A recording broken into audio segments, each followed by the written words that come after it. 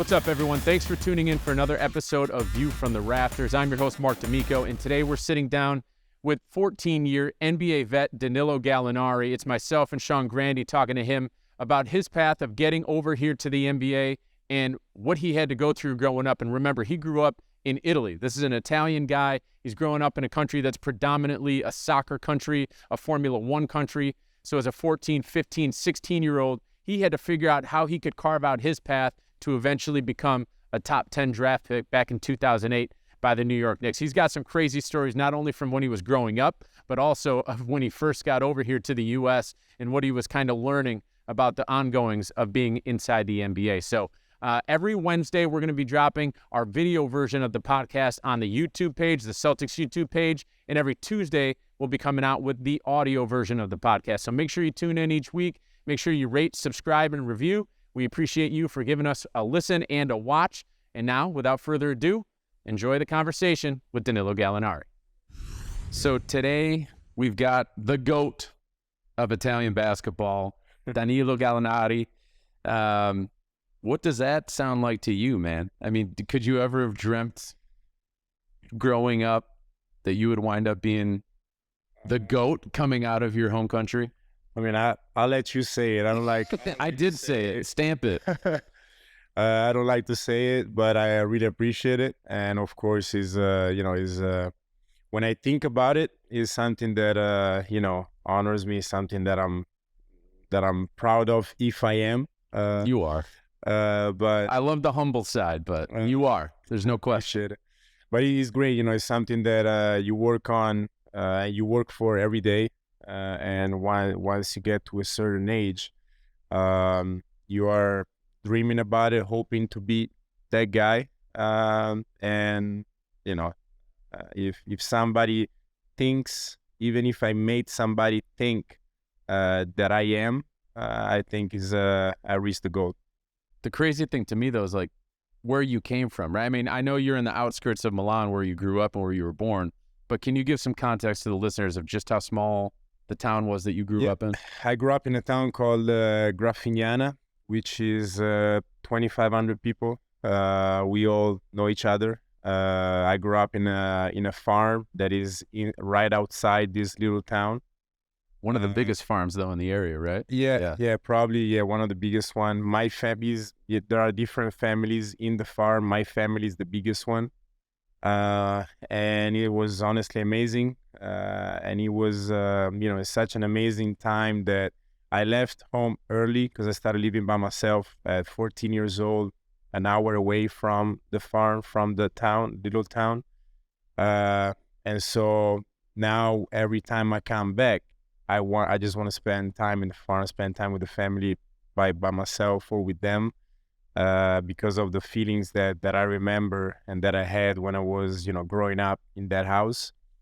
I grew up with this basket that my dad built in the yard, the backyard of the house, and just me, the basket, and my dad, my mom, and me and my dad playing a lot of basketball. My cousin is actually plays in the Italia. He's a professional. He plays in the Italian league now, and he's 3 years older than me. So we used to play against each other, and so that was my youth right there. How many other kids that you were around shared this dream of yours? Because in the late 90s in Italy, kids are growing up wanting to play soccer, wanting to drive Formula One, wanting to, do the things that they have seen other Italian sports heroes do. They still do. Yeah. They still do. But some of them now, because of the Italian players that we had in the NBA in the last 10, 15 years,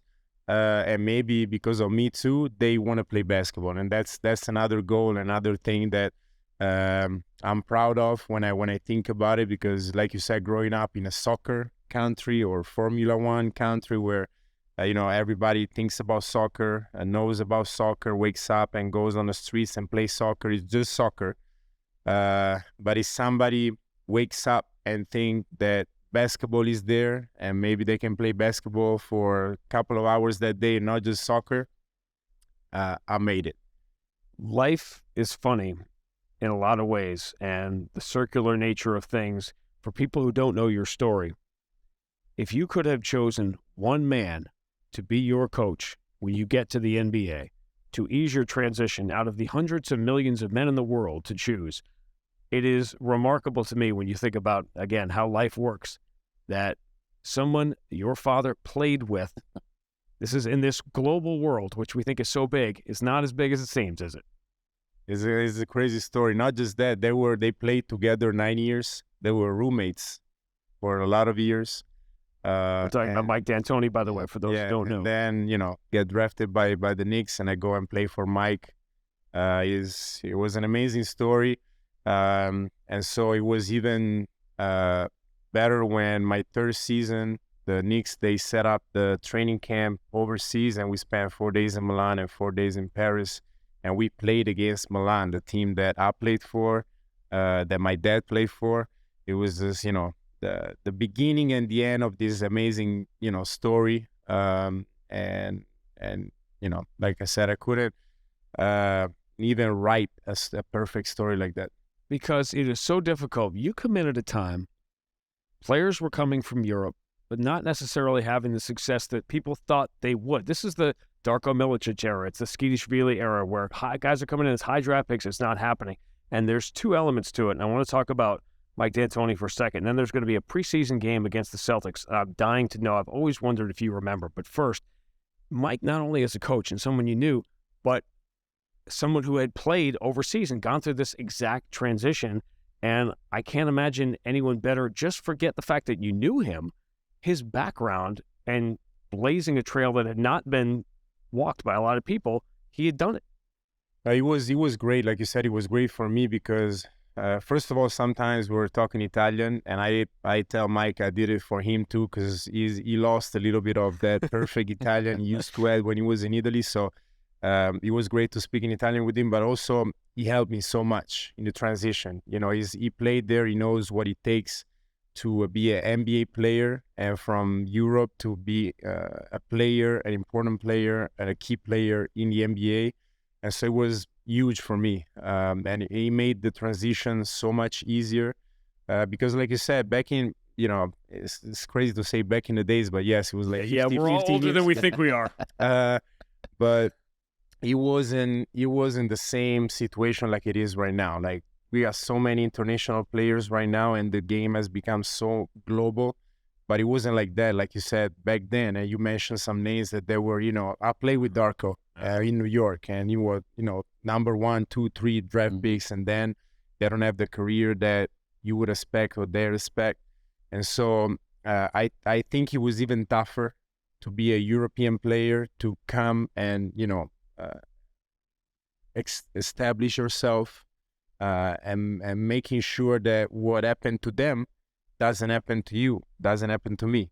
And so it was tough, but those moments are made for great players. And so here's where I thought, Marc, you came in at 08, right? You came in at 08. Yep. So you come in, Dillo, as a rookie in 08. The Celtics had just won the championship. And this is what I want to get to about sort of a changing mindset about younger players. I've been working with Cedric Maxwell. We've been doing the games together forever and ever. Talk about being older than you think you are. In the preseason, you played against the Celtics, as this is going to be one of your first games ever. And we both commented as it's happening, here's a 20-year-old kid. And there was a sense, all the players we've already talked about, a high skill level. And your skill level, we knew what it was. But there was almost an attitude of not getting pushed around. And that team, Kevin Garnett and those guys, they love to talk, and they love to push kids around. That was what they did. And what I remember more than anything, and Max and I still talk about it to this day, whenever your name comes up, was you walked in there as a 20-year-old kid, and you pushed right back. Do you remember playing against that Celtics team and some of the veterans that like to intimidate when you first came? I remember a couple of moments with KG. Yep. But can we talk about them? Language wise. I remember one PG rated. we played. You learned some new words. We played. I remember we played at home in New York against the Celtics, and they called a foul or something. We walking back. We are at half court, me and KG threw an elbow on me, and I just threw an elbow back, And I told him, "You're doing it to the wrong guy." And from that moment, I'm honest, I had always played against each other. He's a great player. I always liked him. And from that moment, honestly, with KG, even if we played against each other, it was always great between me and him. It was like you earned the respect because you pushed back.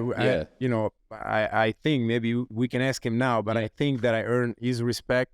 And every time we played against each other, even if, for after he went away from the Celtics, Minnesota and stuff, it was always great to play against him. And I honestly could feel that he respected me. And it was, of course, a mutual respect. Of course, he's one of the best. So, but that's something that I always had in my nature. It was since I was a little kid. And so, because I was always playing against people that were older than me. When I signed my first contract, I was 16. I was playing with 35 years old guys. That's crazy. And so they wanted, they were like, this 16-year-old kid coming to play with us and playing more than me. No, it's not gonna happen. So you had to push back.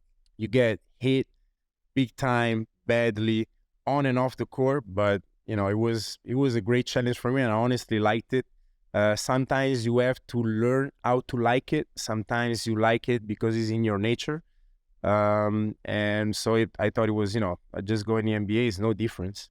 So, and, thinking about '08, what made my path even harder was the injury. Yeah. Because you get drafted by the Knicks, number 6. You get booed like crazy. Yep.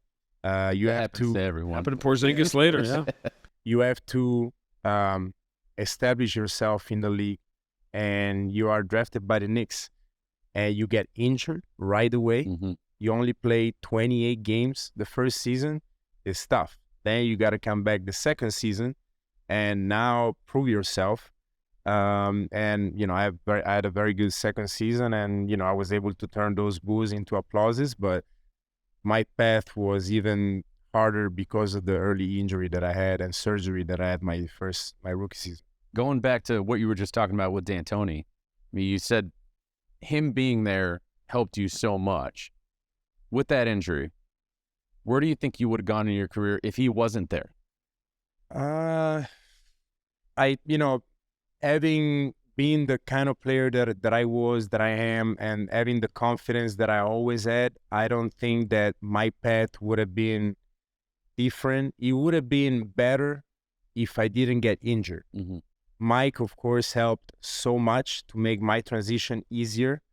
But honestly, like I said, with the confidence that I have in me, I think my path would have been, similar. The only thing that when I think about my career, the only thing that I regret that it was kind of out of my control were injuries. And to get the first one, to get a big injury, the rookie season, when you come in and, Derrick Rose and Russell Westbrook, they were already very good. But what if I play the entire first season? I'm in the Rookie of the Year conversation. And in the NBA, there is a lot of stereotypes. And so that's an understatement. If you have a great first season, mentally for you and for everybody, it helps a lot, your process. But it wasn't like that. Yeah, first season. So this is a perfect segue, talking about battling through injuries. You're doing it again right now. As we all know now, back in August, playing for Italy in the World Cup qualifier, you went down. As we know now, it's a torn left ACL. Talk to us about where you're at with the rehab process. How's that going, and how are you feeling every day now? I feel better every day. The rehab is going very well. Faster than expected. Really? But it's going very well. I'm happy. The trainers are very happy, and everything is going, like I said, as planned. So it's a long process. We all know that. Unfortunately or fortunately, there are no secrets about it. So you know how long it's gonna take, what you need to do. And so it's just, I know it's a long road ahead, but like I said, I've done it before. I've done it maybe in the best moment of my career when another bad timing in my career, right? You do an injury, you don't want to get injured your rookie season, and you definitely don't want to get injured at the best time of your career, which was 2013, one of the best Nuggets teams ever that couldn't make it where we were projected to go. And I tore my ACL right before playoffs. So terrible timing, but like I said, I came back from that one, playing another 10 years, doing what I did. And now again, but I know myself. I think that by now everybody knows what I'm capable of doing even after injuries. And so it's still a lot of fun to have ahead. You said faster than expected. Is that with comparison to the first time that you went through it, or how would you? Is just compared to like when you have protocols and you think about the protocols nowadays, at least in the NBA, are 9 to 12 months. That's what the protocols usually are. If you look at the other guys from Clay to Kawhi, like recent, or Ingles, like recent injuries like that. That's the protocol, and so it's measured inside those months. Faster, it could mean a week faster, a month faster. I don't know, but that's what it's looking like. But that doesn't give me a timing. You're looking at the front end of that spectrum as where you would hope to be back, which would be around 9 months. Yeah. Yep. Okay. Does being around this group, seeing what it's like at the Garden when the Celtics play, is that what you hoped it would be, the environment, when you decided this is going to be the place I want to come? We've all seen the picture of you wearing the Celtics jersey when you were 13 years old. And does it drive you a little more every day when you got to come here by yourself, which is such a drag that people don't realize all the work that goes in, to drive you a little more knowing what's waiting for you at the end of it? For sure. It's not that I didn't know about the Celtics fans. I knew, of course. I know what it's like to play against the Celtics, and so I can imagine what it is to play for the Celtics in this environment. Definitely something that, especially when you come in and you look at the pictures on the wall, and you look at the best ever on the wall. Every time I come in and I look at that, it's a little bit of motivation. There's just a little bit that I need to work hard every day. When was the first time the word Boston Celtics made it into your home as a kid? The Celtics and Larry Bird were my dad's favorite team and favorite player, and so since probably I started to understand Italian a little bit and learning the language a little bit. So I don't know, I was maybe 6, 7, 8 years old. I don't know. Wasn't your first word spoken? Celtic? Maybe second or third one. But yeah, it was very early because growing up with my dad playing basketball and my dad being a huge Celtics fan, it was very early. Sean touched on it already, but you've made the decision to be around the team during your rehab. That doesn't always happen. I mean, a lot of guys who are going through what you're going through, they kind of go remote somewhere with their trainer or one of the team's trainers and just go through it day by day. You've made that decision to be here, to travel with the team. We've talked about it. Your first trip was back down to Atlanta and your old stomping grounds. But why? What made you make that decision that you wanted to be around the team while you go through this whole process? First of all, because I trust the staff. I think the staff is very good. And so I know I've been in situations, and I know some players, they go with their own staff. Maybe they go back home and they got their own team. But the staff is very good. And so I trust them. I like to work with them a lot. I trust the doctors, the doctor that did the surgery on my knee. And so that's trust first. And then mentally, at least in my experience, being with the team helps a lot. You don't wanna stay away from the team, and then all of a sudden you gotta come back with the team and slowly get back into the practicing and into the playing with the team. It's a tougher process. But if you are with the team every time, I think it helps. It helps myself mentally, but also it helps the process of coming back. You talked about being a 16-year-old kid playing against 35-year-old men and this path you have, even in your earlier stops, you have always been someone that wanted to be around younger players, to help younger players. You've been around, you were with Shea, with the Clippers, and OKC, and Trae Young, and just young players. There's a great opportunity. Blake, it seems, has really adopted that role here of just passing on this wisdom, some of the stuff we're talking about now. And I imagine being around the team, even if you're not playing, you can help impart some of that.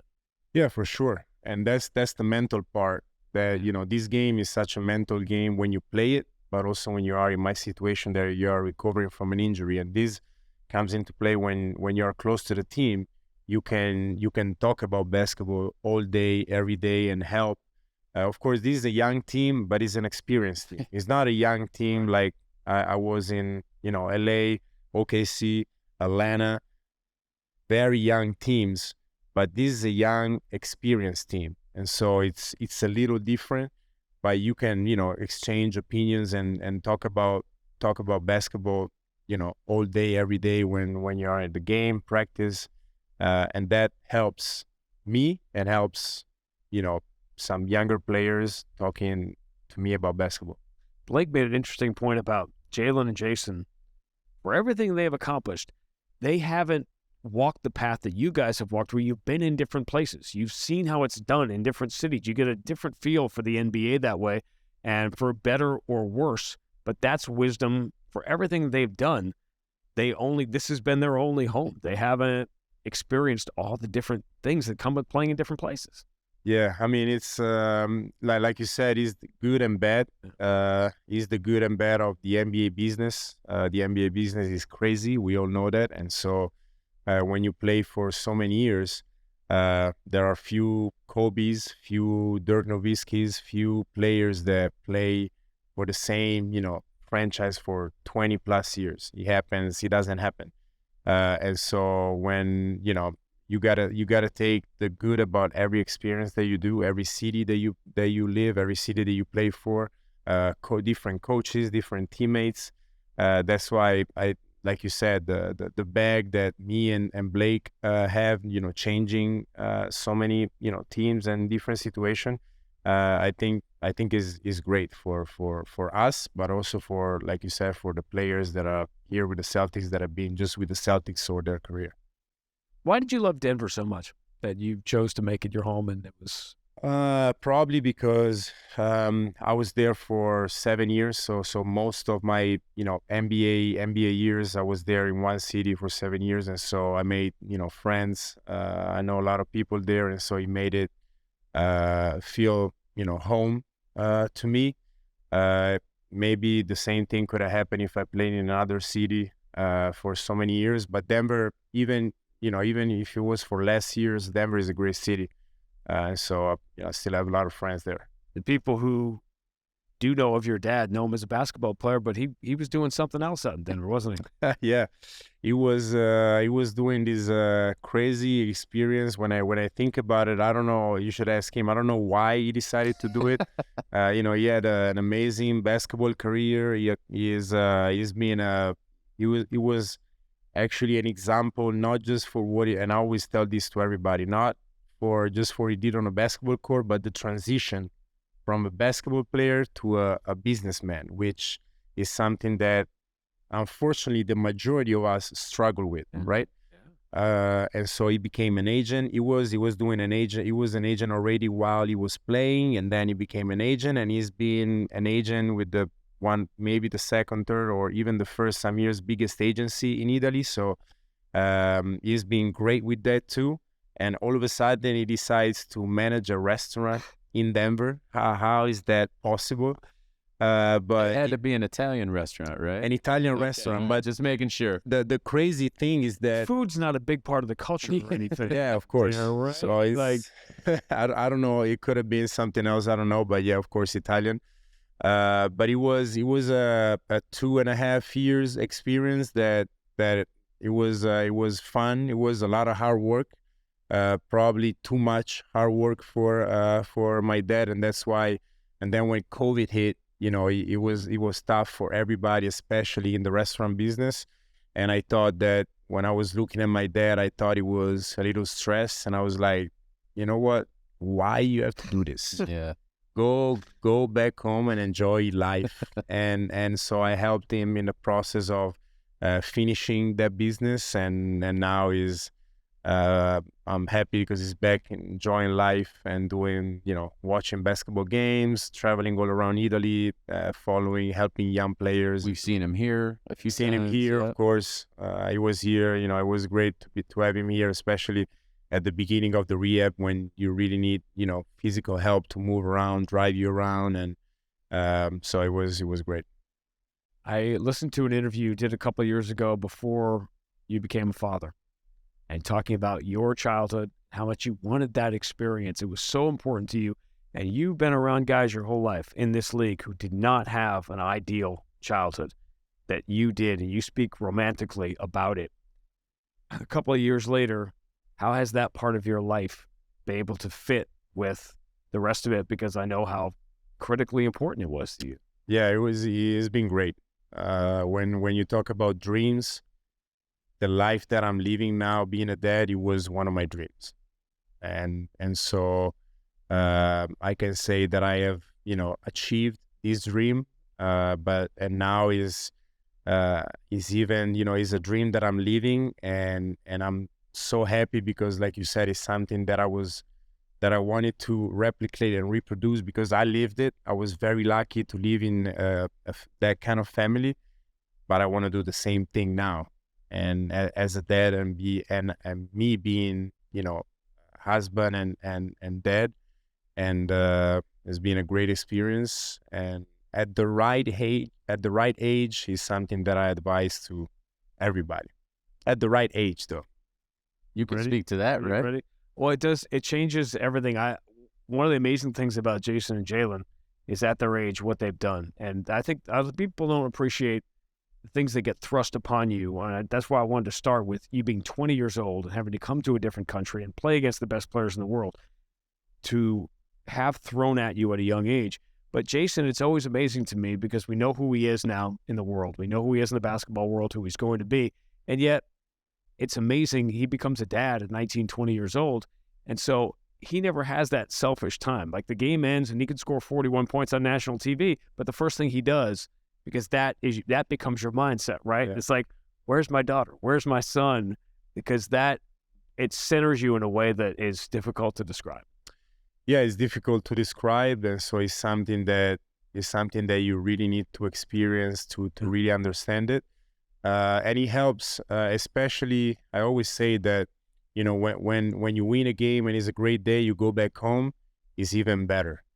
But when you lose a game, is amazing because before I lose a game and I think about the game until I play the next game and I win the next game, or I have the next great game. But now I lose a game, I'm home and my daughter is running towards me and smiling and wanted to play with me. I'm like, yeah, okay, we lost one. Yeah. We'll think about the next one. I had a bad game. Okay, the next one is going to be better. It's mentally is better. I can't, to answer your question, no, I don't think I'm ready. Well, is anyone ever ready? No, you're not. You don't get that choice. No one's ever like, I'm perfectly ready. Today's the day I'm going to become a dad. It just thrust upon you. It's like a lot of things in life. It's like it's how you react, and it's why. But I think there is an age, like I was saying before, and my brother is 9 years younger than me, and my parents were telling me the same thing. I don't think it's good to do it too early. If you do it too early, it's not good. There is an age where, and you kind of feel, I felt it mentally that I was ready to approach something like this. But there was a time, I was single since, I was 18, 19, I came in the league until 30. So for 11, 12 years, I was single. And so I think you have to have that experience before you get into the, that family stuff. Which makes it even more remarkable to me of what we're just talking about with the way that Jason has navigated the start of his career. Robert Williams navigating the start of his career. These guys are young fathers who are somehow, I know I wouldn't have been able to do it just with my professional life of at 19, 20, 21 years old, being able to navigate these two gigantic parts of your life. I think about myself at their age, I wasn't ready for sure. So what they're doing is honestly amazing. What would you tell? I just talked about the 20-year-old you and that game that always sticks in my mind, a preseason game, all things to think of. What would you tell your 20-year-old self now coming into the league that he didn't know? I would tell myself to manage my body better. Because the body is what we use for our job. Without our body, you can have all the talent in your hand and your head, but the body is, you need it. You need it every day. You need it to be a great player and to sustain an NBA season, which is tough. And when I came in, I never said no.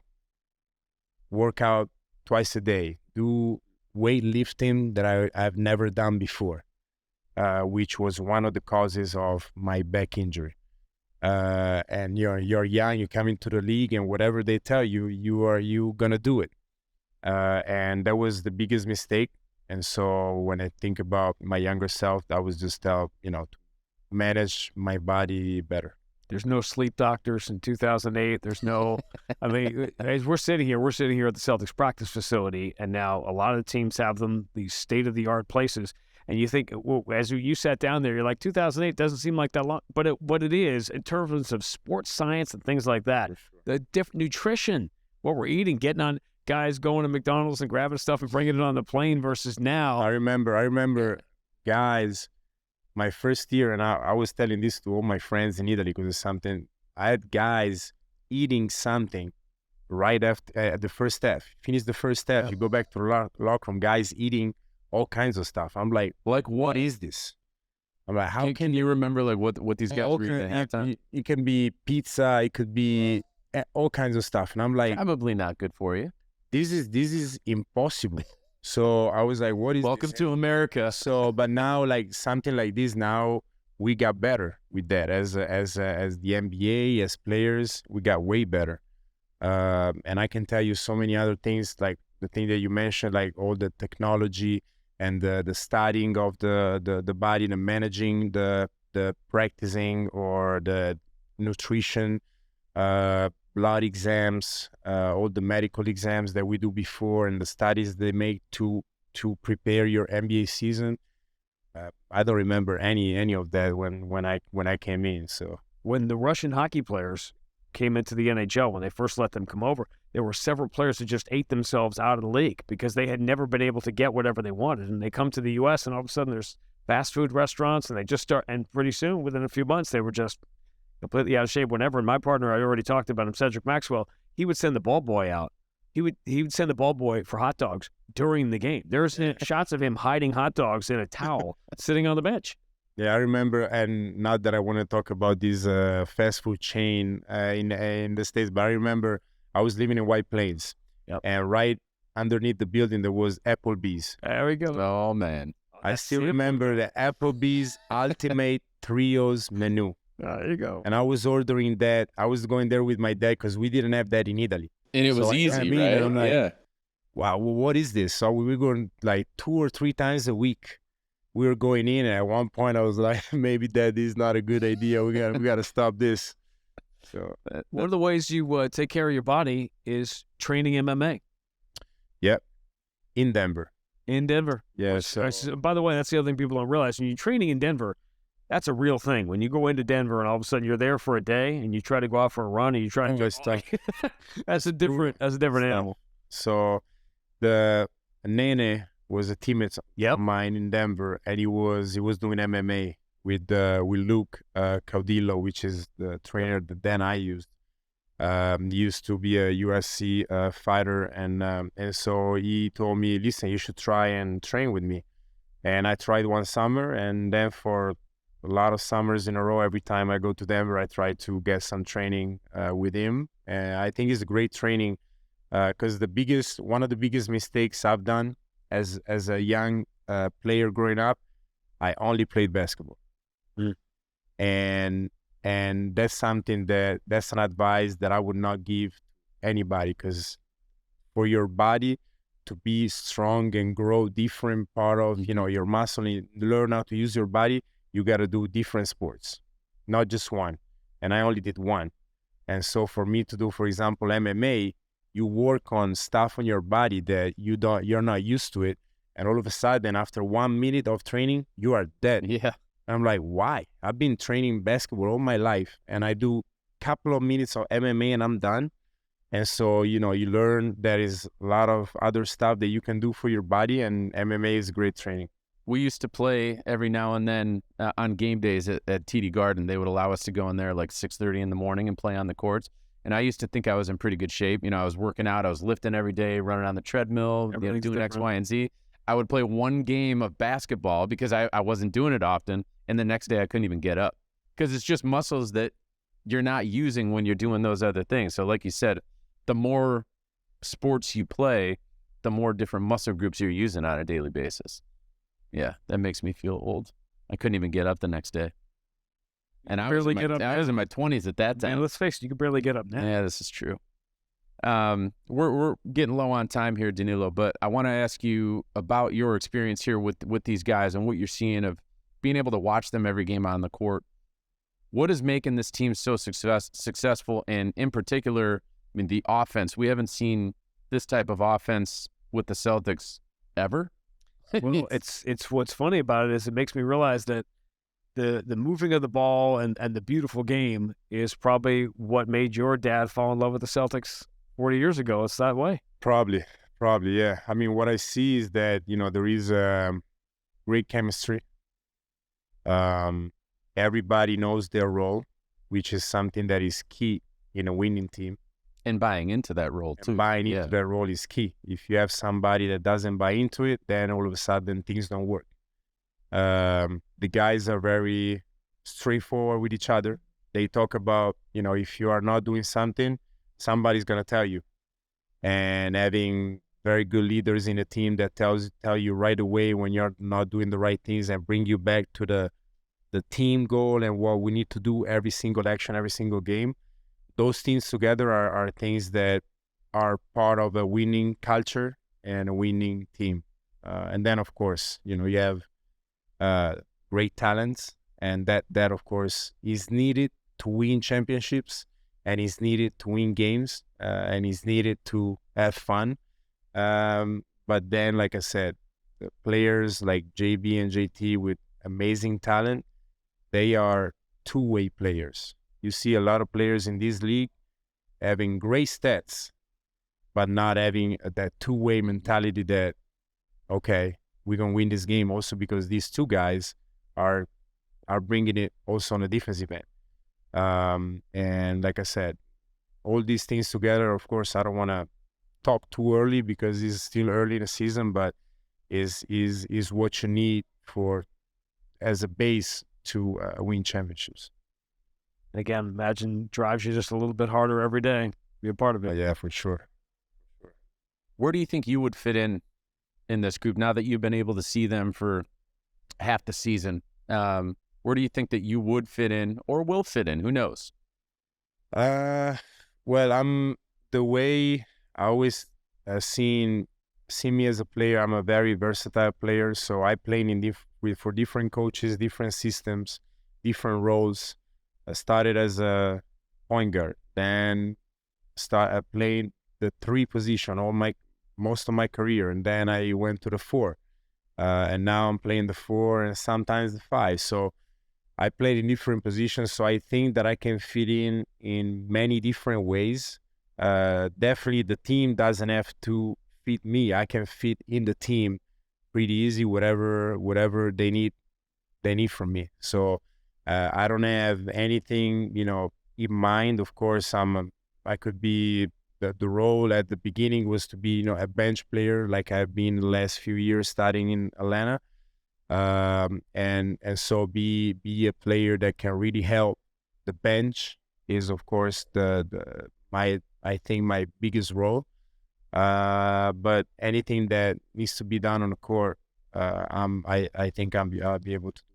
Marc, he's already made the biggest impact in this organization. You made Brad quit knocking down all those threes. That game 2 years ago, that was it. I'm pretty sure he walked out that night, so I'm done. I can't do this anymore. I need a different job. Was that the best you ever felt shooting the ball? 10. It was 10 threes. I mean, have you ever had a moment where you felt like the rim was bigger? We were winning by 30 at one point. Yeah. And I remember. Yeah. And I was like, I'm sure coach is going to take me out because we up by 20. But I want to play because I want to break some records. I broke some records with that game with the 10 threes. I think it was most from a bench player, the most in the Hawks history. Mm-hmm. So, but I wanted to break some NBA records. You wanted to embarrass us. That's what you mean. He broke the coach. I'm telling you, he broke the coach. That's what he broke. But they were saying that it was somebody. It might have been Joe or somebody else scouting report. So they were debating who the scout report was. But that's right. It's just one of those games where everything is going well for you, for the team, and you see the basket, it gets bigger and bigger and bigger, and it was just a good game. You remember that feeling? When the basket looked that big? I feel that way with the microphone. Sometimes the microphone seems so huge when I'm calling a game. It just fits in. Danilo, a couple of questions before we let you go. Your connectivity with the city, you've been here for a handful of months now, living in Boston. How often do you get to the North End? Have you ever been there before you moved here to Boston? So every time I was coming here to play the Celtics, I like to change restaurant every time, but most of the time I was just going to the North End, walk around and just pick a place. Mm-hmm. So I've been to most of the places in the North End, but also because I think the North End is not just for restaurant, but it's good to walk around. It's just a nice area to walk around. And it feels like you're in It feels like you're back, closer. It's definitely, I would say in the United States, is definitely the best little Italy that there is in the States. Yeah. You know who loved it? Kobe. Obviously, Italy was a big part of his childhood, his life, whatever. But whenever he came to Boston, for that exact reason, it wasn't just the restaurants, it wasn't just the food. He would always go to the North End because he wanted that experience. Yeah, and I walked around right before the surgery, and right when I started walking around, I walked around the whole city literally from Seaport, North End, South End, Back Bay, Beacon Hill, all the common area, everything, all walking.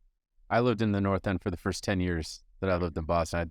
Every day I woke up, I felt like I was in a place that other people wanted to come to. Felt great. Do you have a favorite restaurant that you've gone to? I think in general, Strega is can't miss. You can't miss it. I think it's great, not just for the food, for the atmosphere. So that's definitely a must. I think there are some good places even in Back Bay where I stay. Davio's, I think, is a very good place. That I can name so many good Italian places, but not just Italian. I like to try different foods too. So from Asian, Greek, sushi, whatever, there are good places. Plus Applebee's. Yeah, Applebee's. I mean, that's the top of the top. It's not in my plan anymore. That's good. I gotta take care of my diet. I don't think the training staff would be happy if they saw some video clips on social media of you being at Applebee's. For sure. The DEX exam is not going to be good where they measure the mass and the fat. Last one for you. Any fun stories of running into fans on the streets or, just meeting new people in Boston? Definitely, what I like is that everybody knows the Celtics, and so when you walk around, even if I'm injured, everybody knows who I am, and wishes me every time to come back for this season because they want me back this season and be ready for playoffs and be able to help the team on the court, winning a championship. So everybody when they stop me, they talk about that. I have met a lot of Italian people, especially like young people that are here, especially in the research, medical business and sector, which is great because having all these young talents, not in basketball like me, but talents in other geniuses and talents in other sectors. I think is great for me to see it, for my country to see it, and to see them succeed in something else, especially in research. I think is great. Well, they want to see you back. We want to see you back. If it's this year, if it's next year, whenever it happens, man, we're going to be looking forward to seeing you in a Celtics uniform. Hopefully sooner rather than later. Good luck with the rest of the rehab.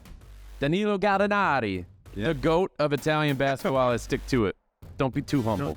You think Bellinelli's listening in on this? Yeah, it doesn't matter if he's listening in on this. I'm with you. I'm just saying. All right. It won't cause any trouble. Marco, if you got a problem, bring it to me. All right, man? Marc is my guy. Well, we appreciate the time. Good luck the rest of the season. And again, like I said, we can't wait to see you out on the court. Thank you. Appreciate it.